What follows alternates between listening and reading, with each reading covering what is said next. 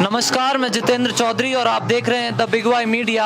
हम मौजूद हैं बाड़मेर जैसलमेर लोकसभा सीट पर, राजस्थान या भारत की सबसे हॉट सीट, जहां से केंद्रीय कृषि एवं किसान कल्याण राज्य मंत्री कैलाश चौधरी चुनावी मैदान में है। भाजपा के द्वारा फिर से रात के 1 बज चुके हैं, भजन संध्या में आए क्योंकि बहुत ही धार्मिक प्रवृत्ति के हैं। हनुमान जयंती का पर्व था तो भजन संध्या में आए हैं। इनसे जानेंगे चुनावी यात्रा के साथ साथ धार्मिक व्यस्तताएं कैसा चल रहा है ये चुनाव। प्रधानमंत्री की रैली हुई, चैलेंजिंग है, त्रिकोणीय मुकाबला है, या किस तरह से ये चुनाव निकालेंगे, क्या विजन है बाड़मेर जैसलमेर और बालोतरा की जनता के लिए। नमस्कार, बहुत बहुत स्वागत है। धन्यवाद बहुत बहुत। कैसी चल रही है तैयारियां, भजन संध्या, धार्मिक प्रवृत्ति के आप हैं, ईश्वर से क्या उम्मीद रखते हैं इस बार?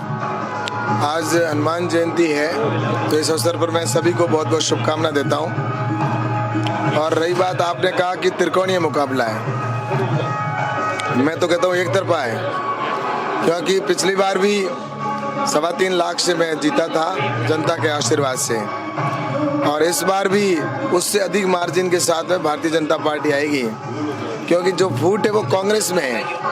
भारतीय जनता पार्टी में सब एक साथ मिलकर हम काम करते हैं, और आप देख रहे हैं कि जिस तरह से जन सैलाब के रूप में जनता का आशीर्वाद मिल रहा है और जिस तरह से भव्य स्वागत हो रहा है, उत्सुक है, और आदमी की आंखों से पता चल जाता है कि वो कितना किसके पक्ष में मतदान करने वाला है। तो जो उन लोगों की आंखों में मैं चमक देख रहा हूँ, उनका जो जोश देख रहा हूँ, वो उत्साह देख रहा हूँ, उससे स्पष्ट है कि जनता है वो नरेंद्र मोदी जी के साथ है, नरेंद्र मोदी जी के विकास के साथ है, और नरेंद्र मोदी जी के आने वाले कल में विकसित भारत के सपने के साथ है।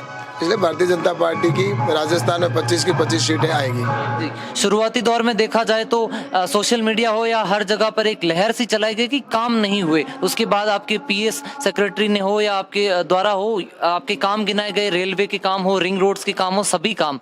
एक सवाल मैं जब बाड़मेर की जनता के बीच घुमा तो उन्होंने पूछना चाहा अपने सांसद से कि प्रतिद्वंदी आपके, विशेषकर रविंद्र सिंह भाटी की बात करें कि काम किया है तो खली और कंगना की जरूरत कहाँ है? ऐसा है कि वो हमारे परिवार के सदस्य हैं। भारतीय जनता पार्टी के सभी कार्यकर्ता में एक दूसरे के परिवार के सदस्य हैं, और परिवार के सदस्य के नाते चुनाव प्रचार में आते हैं और उनके फॉलोअर्स हैं यहाँ पे। और निश्चित रूप से मैं कहना चाहता हूँ उससे उनको क्यों घबराहट हो रही है। ये बौखलाहट है जो इस प्रकार के बयान देते हैं, जब हमारे परिवार के हम सभी सदस्य हैं। अभी खली, ग्रेट खली मेरे बचपन बहुत अच्छे मित्र हैं, और पिछले 10 दिन से लगातार यहाँ पर जनता के बीच में नरेंद्र मोदी जी के जो काम किए हैं उनके बारे में वो बता रहे हैं। और इसमें मुझे नहीं लगता कि ये वो उनका इस बात के, लेकिन मेरा यही कहना है कि हमारे भारतीय जनता पार्टी के चाहे चुनाव पंचायती राज के हो, चाहे नगर पालिका के हो, चाहे कोई भी हो, वो निश्चित रूप से हम बहुत ही मतलब जनता के बीच में जाकर चुनाव लड़ते हैं। और इस बार भी लोकसभा का चुनाव है तो स्वाभाविक है कि हम तो जनता के बीच में रहने वाले हैं। हमने काम किए हैं। आज कोरोना के समय के अंदर हम सेवा कर रहे थे, हॉस्पिटलों के अंदर बैठे थे, उस समय वो लोग कहाँ थे? बिलों में घुसे हुए थे, कोई बता दे हम वहाँ पर सेवा कर रहे थे। तो इसलिए जनता अच्छे से जानती है कि भारतीय जनता पार्टी का कार्यकर्ता, संघ का स्वयंसेवक है, वो काम में विश्वास रखता है, वो दिखावा कम करता है।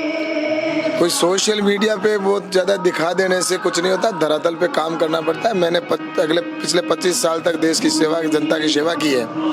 मैंने नगर परिषद के चुनाव से लेके और जिला परिषद लेके और विधानसभा के चुनाव से लेकर और लोकसभा के चुनाव तक काम किया है, और स्वाभाविक है कि मैंने संघर्ष करके यहाँ तक पहुँचा हूँ। तो स्वाभाविक है मेरे साथ में प्रदेश, मेरे क्षेत्र की जनता है, और इसीलिए तो इतना बड़ा समर्थन मिल रहा है। जी, पहले शुरुआती दौर में अफवाहें फैलाई गई कि जातिवाद का चुनाव, उसके बाद मानवेंद्र सिंह जसोल भारतीय जनता पार्टी में ज्वाइन हुए। आपके प्रतिद्वंदी जो 19 में आपके सामने चुनाव लड़े, अब आपके साथ है। क्या लगता है पूरे मन से वो आपके साथ हैं, या एक अफवाह सोशल मीडिया पर फैलाई जा रही है कि उनके द्वारा एक बयान दिया गया कि लांठा रहे स्टेज पे? ऐसा है कि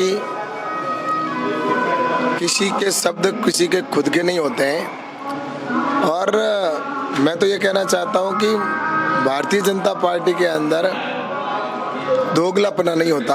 भारतीय जनता पार्टी में निष्ठा होती है। भारतीय जनता पार्टी का कार्यकर्ता होता है वो राष्ट्रवादी विचारधारा का होता है, और निश्चित रूप से हमारे मानवेंद्र सिंह जी ने जो परिवार में, घर में वापसी की है, तो उसके बाद में स्वाभाविक है कि वो अपनी तन्मयता के साथ जो उनके साथ के कार्यकर्ता हैं वो बड़ी फौज के साथ में भारतीय जनता पार्टी के साथ में ज्वाइनिंग की है, तो वो सभी मन से लगे हुए हैं।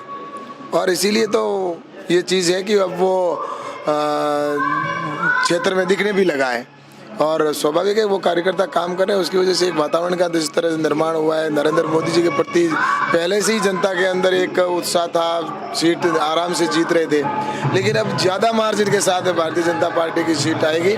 ये जो सोशल मीडिया के ऊपर मन से लगे कि नहीं लगे वो उनका काम है।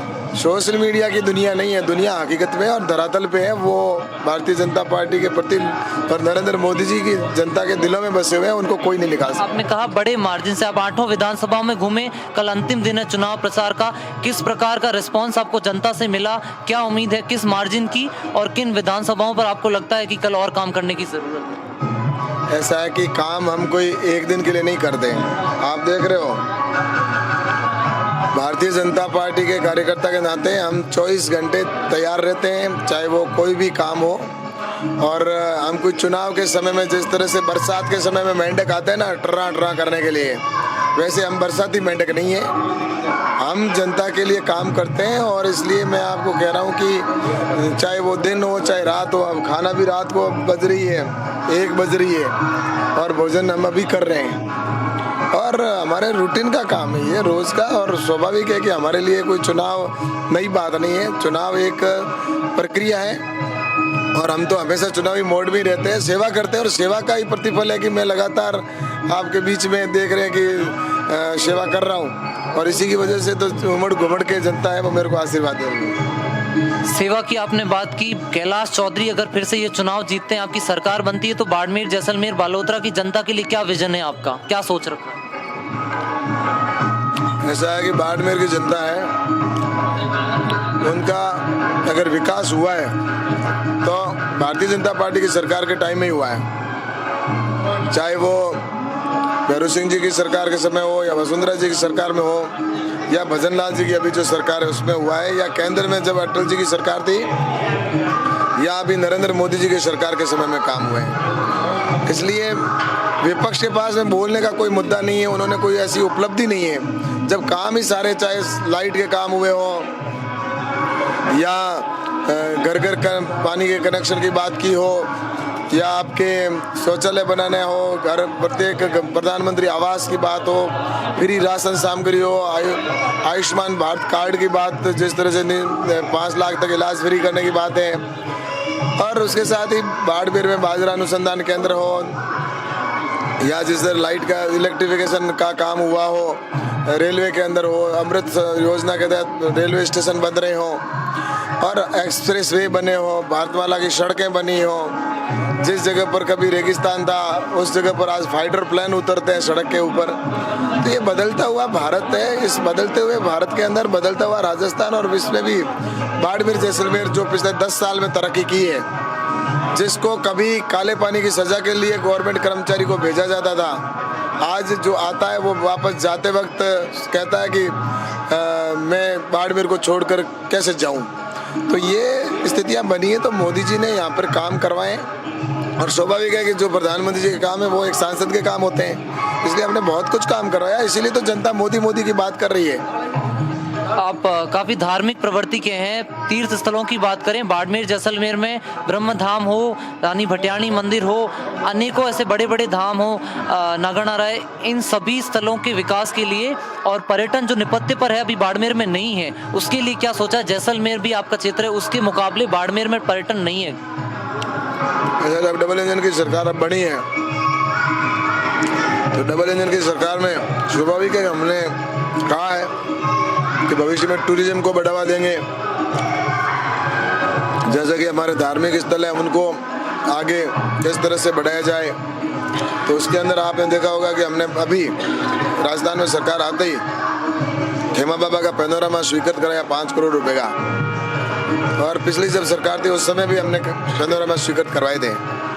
तो धार्मिक स्थल को कैसे बढ़ाएं, पर्यटन को बढ़ाने के लिए भी, ताकि युवाओं को रोजगार मिले। तो ये स्वाभाविक है कि अब राजस्थान में सरकार बनी है तो यहाँ पर हम इस बात के ऊपर बल देंगे ताकि हमारे इस मरुस्थली क्षेत्र के अंदर बहुत कुछ करने की संभावना है। तो पर्यटन को भी इसमें एक पर्यटन भी उसमें है जिसको हम बढ़ावा देंगे।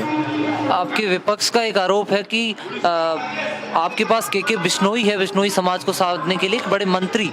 फिर अशोक गोदारा का क्या काम, क्या ये सिर्फ रविंद्र सिंह भाटी को दिखाने के लिए है कि उनका एक दोस्त अब आपके साथ? ऐसा है, भारतीय जनता पार्टी का परिवार इतना बड़ा है और परिवार के अंदर पूरा एक तरह से राष्ट्रवादी विचारधारा का बहुत बड़ा एक कारवा जिस तरह से लगातार ज्वाइनिंग कर रहा है। आज पिछले कई दिनों से मैं देख रहा हूं कि लगभग 4 लोग विधानसभा के चुनाव से लेकर और अभी तक कांग्रेस के हो चाहे विपक्ष के हो, जिन्होंने भारतीय जनता पार्टी ज्वाइन की है, उन्होंने राष्ट्रवाद को प्राथमिकता दी है। तो स्वाभाविक है, ये हमारा परिवार है, परिवार बढ़ रहा है तो उससे विपक्ष वालों को तकलीफ होती है। तो होने तो ऐसी तकलीफ तो होगी, तभी तो एक समय आएगा कि कांग्रेस मुक्त हिंदुस्तान होगा और सारे राष्ट्रवाद के साथ जुड़ेंगे और भारतीय जनता पार्टी की सभी जगह सरकारें होंगी। चुनाव बहुत नजदीक है, कल आखिरी दिन है प्रचार का। एक आखिरी मैसेज यहाँ के भाजपा प्रत्याशी के द्वारा बाड़मेर, जैसलमेर, बालोतरा की जनता को। मैं सभी से यही कहना चाहता हूँ, सभी मतदाताओं से, कि कोई भी मत पीछे नहीं रहे, सभी अपने मत का प्रयोग करें और कमल के फूल पर वोट दें। नरेंद्र मोदी जी को तीसरी बार और राजस्थान में 25 की 25 सीटें भारतीय जनता पार्टी की आए, जिससे कि हमारे आने वाले कल में देश विकसित भारत बने। तो मैं यही अपील करूंगा कि हम सभी मिलकर आने वाले सुनहरे भारत के भविष्य को बनाएं। बहुत बहुत धन्यवाद आपका।